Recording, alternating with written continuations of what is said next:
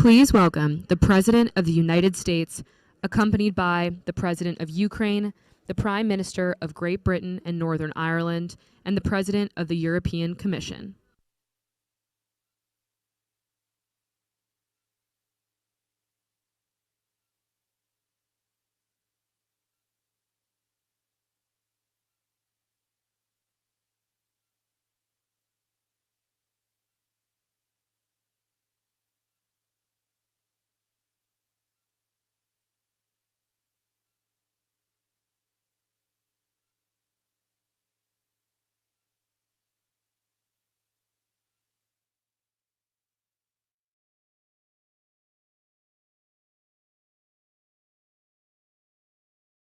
Your Excellencies, please take your seats. The speaking program will begin momentarily.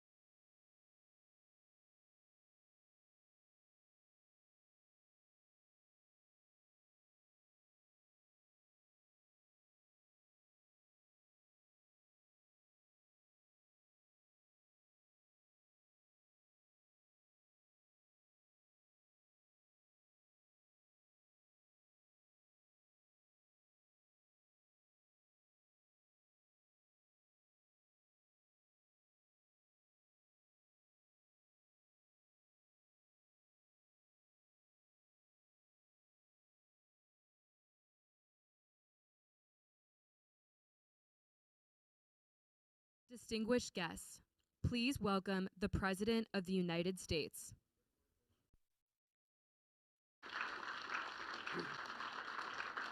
Thank you.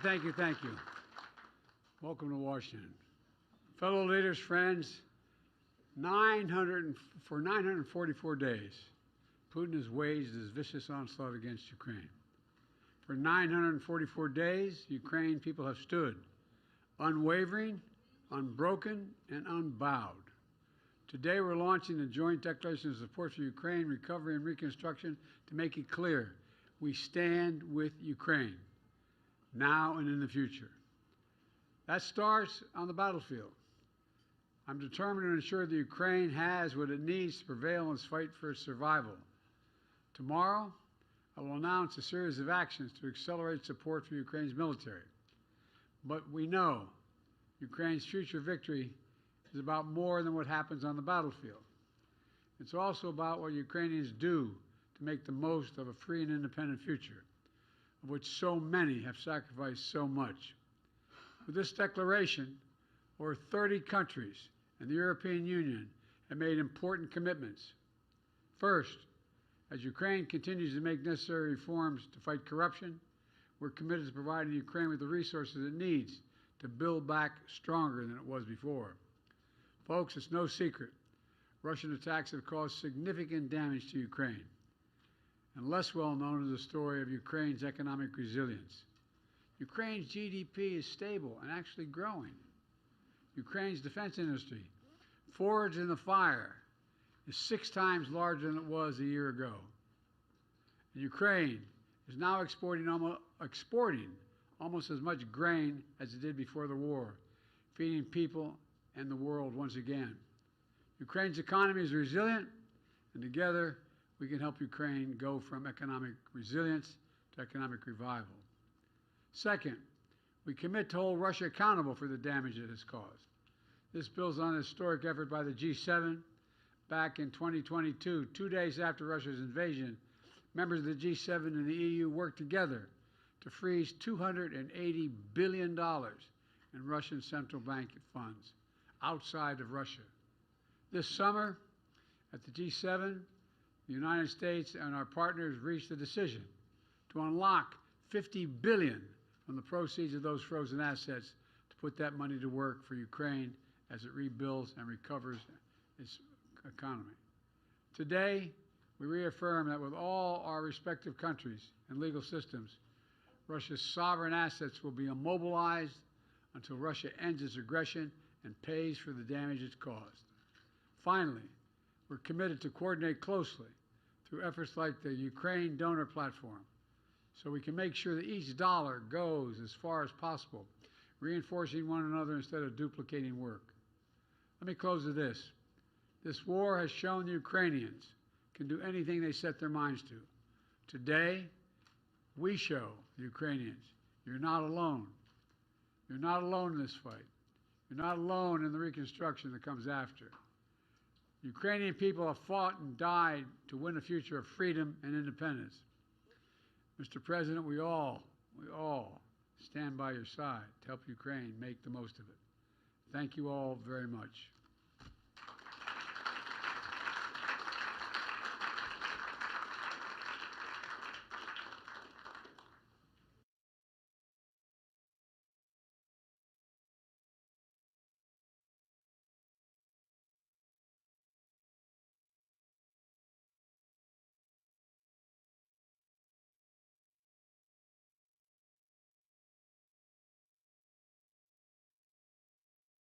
Distinguished guests, please welcome the President of Ukraine. Thank you so much, dear President Biden, dear leaders, dear our friends. I'm grateful to all of you for your unity in protecting lives. We previously gathered at the NATO summit in Vilnius to strengthen our defense cooperation. We do value the G7 Security Declaration and the 26 bilateral security agreements, which fortify us all. And now more than 30 countries and the EU have agreed to the declaration, truly strong declaration focused on rebuilding Ukraine after the hostilities. This is a shared commitment to help rebuild Ukraine and support our path to the EU. It involves coordinating recovery efforts through the Ukrainian Donor Platform, ensuring that our joint ideas become a reality. And it's crucial that this support becomes tangible this year.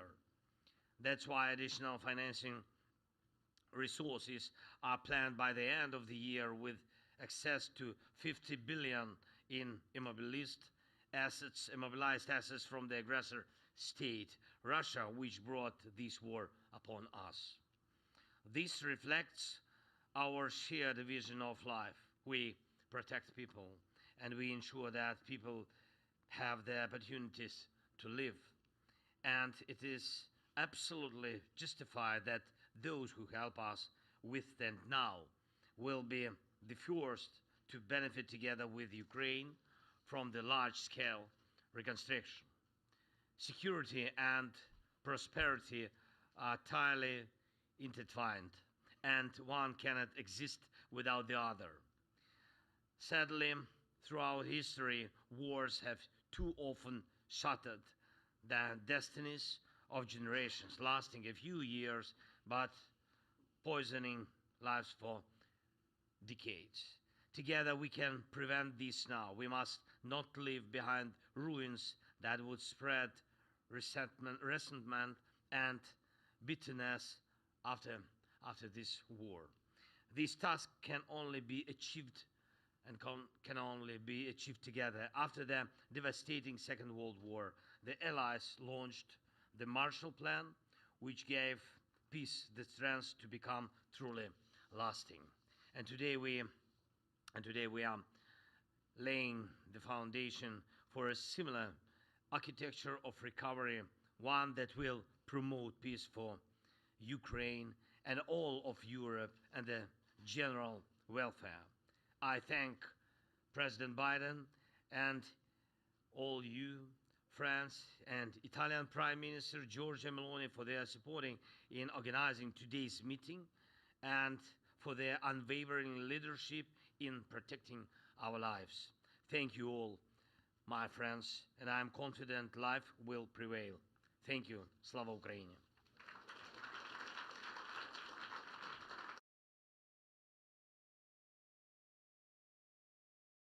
Distinguished guests, please welcome the President of the European Commission.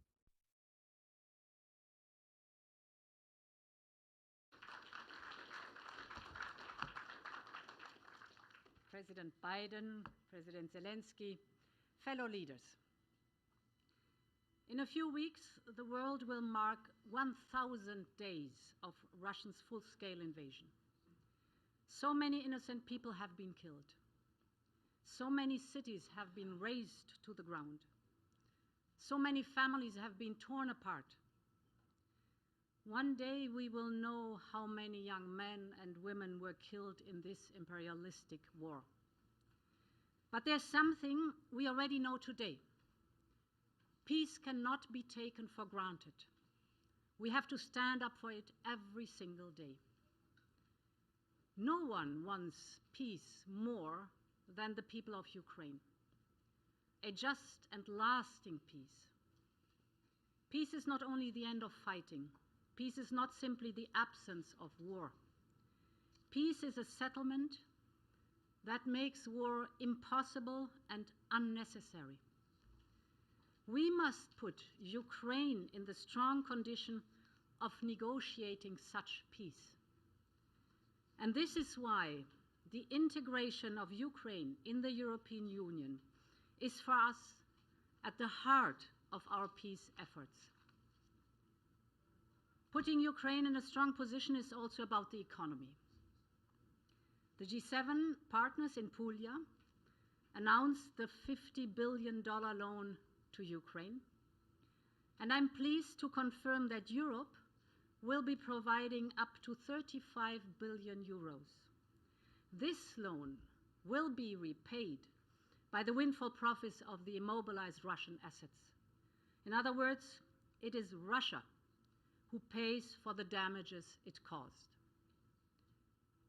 And Volodymyr, today you described how Russia tries to plunge Ukraine in the dark by massively targeting your energy infrastructure. Rest assured, together with our partners, we are repairing, reconnecting, and stabilizing the energy supplies. There is light for Ukraine. And allow me to share a last thought with you. We can never match the sacrifices the Ukrainian people are making every day to stay free and independent. But what we can do, stand by their side and build a common future. 5 days ago, I was in Kyiv and saw several startups, and it was really touching. Despite the war, Ukraine is blessed by the daring entrepreneurial spirit of its young people. Ukraine is becoming one of Europe's most digitized economies. Macroeconomic conditions are stable. Inflation is under control. But most importantly, Ukraine is actively reaching out to the world with its peace formula. And this is what the brave people of Ukraine deserve: a just and lasting peace. Thank you.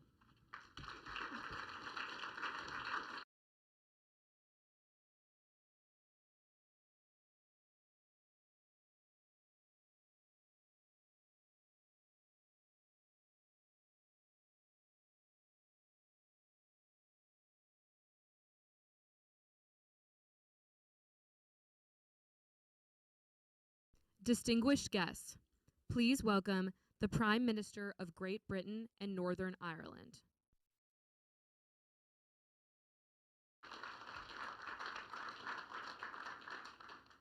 Thank you, President Biden and President Zelensky. It is important that we meet here today as the world comes together for the General Assembly, because this group is united in its determination to stand up for the UN Charter in Ukraine. Russia's invasion is against everything the UN stands for, so it must be met with strength. International law must be upheld. None of us want this war, and no one wants to put it an end more than Ukraine. But so long as Putin continues this aggression, we will support Ukraine to defend its land and its people. That is why the UK has committed to provide £3 billion in military aid every year for as long as it is needed. And it's why we're investing in Ukraine's defence industry. We must redouble our efforts to help Ukraine push back and show Putin he cannot win this illegal war. At the Swiss Peace Summit this year, 89 countries came together to say that Ukraine's right to territorial integrity must be the basis of any sustainable peace settlement, and that has to be our starting point. And our commitment goes far beyond military aid. We're providing help for communities on the front line, help for energy infrastructure, recovery and reconstruction. Everything from solar panels on hospital rooftops to generators in Kharkiv and Odessa. We will deploy over £480 million of loan agreements for the World Bank lending before the end of the year to support the economy and vital public services, keeping schools and hospitals open. We're working also with the G7 to deliver that additional $50 billion from the profits generated by frozen Russian assets, because Russia must pay for Ukraine's recovery. Like everyone here today, I want to see Ukraine thrive as a strong, modern, prosperous European nation. And so I say again, we're in this for the long haul. Thank you all. Slava Ukraini.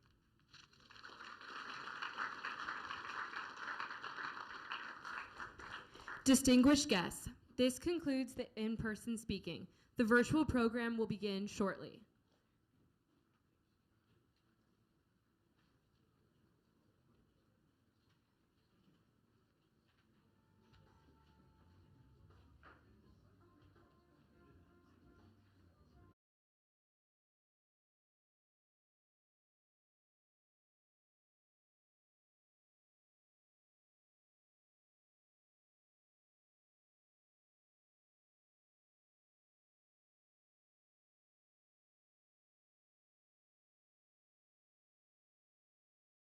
Distinguished guests, please welcome the Prime Minister of the Italian Republic.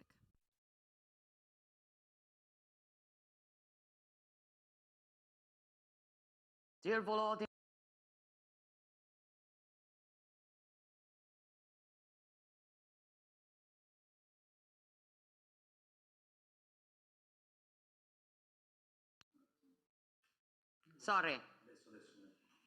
Good evening, dear Volodymyr, dear Joe, dear colleagues. For 943 days, the Ukrainian people has been reminding us of what it means to believe in and fight for their own freedom. And our cohesiveness has secured Ukraine the support it needed. This is a value to be protected if we want to restore peace in the heart of Europe. We have all done our own part, both at bilateral and multilateral level, and it is now necessary to increasingly systemize our efforts.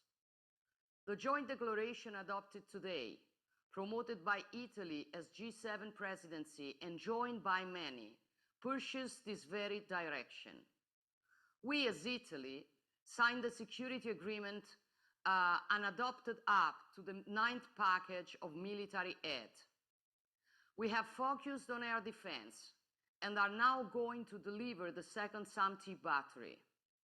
This is net of the support Italy continues to provide across the board including the protection of infrastructures, not least our contribution to restoring energy production capacity following the destruction of the Nova Kakhovka Dam.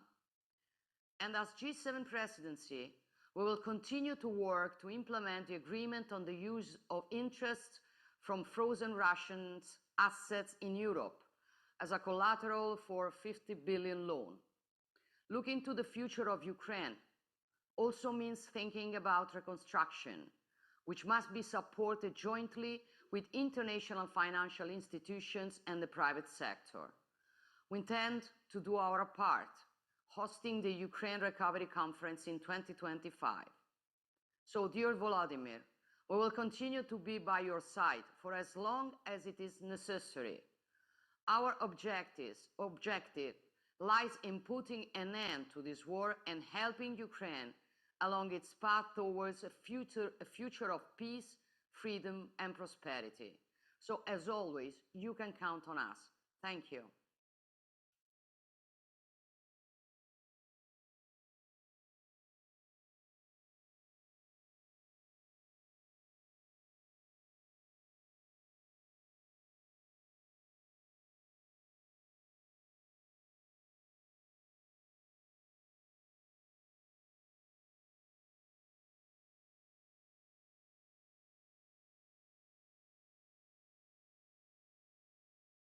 And all our other G7 partners. Thank you, Joe, for hosting this. Good to see everyone here. Canadian support for Ukraine is unwavering, as is the support of the G7. I'm proud to endorse the joint declaration of support for recovery and reconstruction of Ukraine. I want to make 4 brief points today. 1, we support your continued diplomatic efforts towards a just and lasting peace, including through the peace formula. I was honored to attend the Summit of Peace in Ukraine and Switzerland last June, where I committed to Canada hosting a foreign ministers meeting on the human dimension. Well, I'm pleased to announce that we will host this meeting here in Canada on October 30th and 31st, which we will co-chair with both Ukraine and Norway. And I certainly hope that all of you will be sending your foreign ministers to join with us in this important meeting, where we can contribute to the return of deported children, detained civilians, and prisoners of war. Second, on security and military assistance, Canada is determined to continue to work with Ukraine and partners to provide you with all the support you need to achieve victory against Russian aggression. We're providing Ukraine with $500 million in new military assistance that I announced at the NATO summit in July, and we're considering more areas of critical and urgently needed support, such as drones, artillery, armored vehicles, and fighter pilot training. We will continue and continue to be there with you as long as it takes. On financing, the G7 under Georgia's leadership came together with a pledge in Apulia to make $50 billion in funding available to Ukraine through the extraordinary revenue acceleration loans, and we're putting those political commitments into action. As I announced in June, Canada stands ready to contribute up to $5 billion towards this initiative, and we'll continue to work with our G7 counterparts to put the mechanism for this funding in place by the end of the year.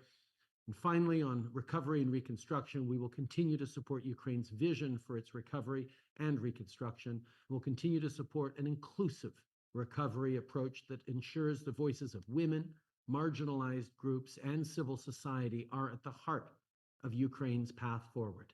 Given the scale of investment required, leveraging public and donor funding will also be necessary to mobilize significant private investment and maximize available financing.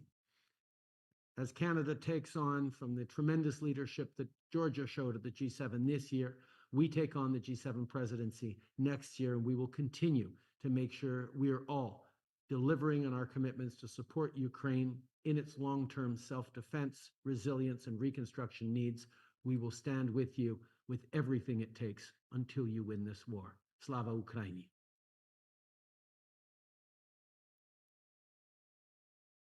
Distinguished guests, this concludes the virtual speaking program. Thank you for joining us.